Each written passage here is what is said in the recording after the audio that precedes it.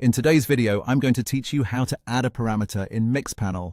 To get started, open Mixpanel and go to your board. This is where your reports and dashboards are organized. So if you already know which analysis you want to update, you can jump straight into that area.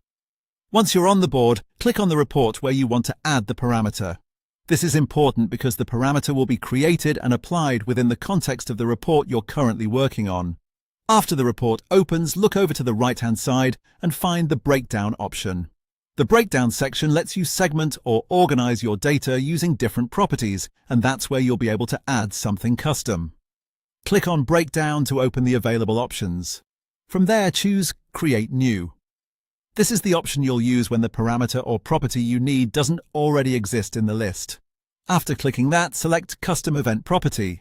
This allows you to define a new parameter based on your own logic, rather than relying only on the default event properties already available in Mixpanel. Once the Custom Event Property editor appears, you can give your new parameter a name. Make sure the name is clear and descriptive so it's easy to recognize later, especially if you or your team will be using this report again in the future. A good name makes reporting much easier to understand at a glance. Next, insert your formula. This is the part where you define how the custom parameter should work. Depending on what you're trying to measure or categorize, your formula can be simple or more detailed. Take a moment here to double-check the syntax and logic before moving on, since even a small mistake can affect the output in your report. If you need help while building it, you can click the Insert Example drop-down to view presets. This is useful if you want a starting point or if you're not completely sure how to structure the formula. The examples can help you understand the format and make the setup process faster.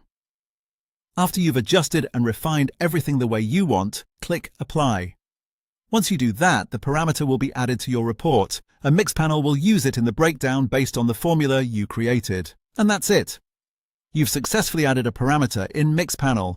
If you're working with reporting often, this can be a really helpful way to customize how your data is grouped and analyzed.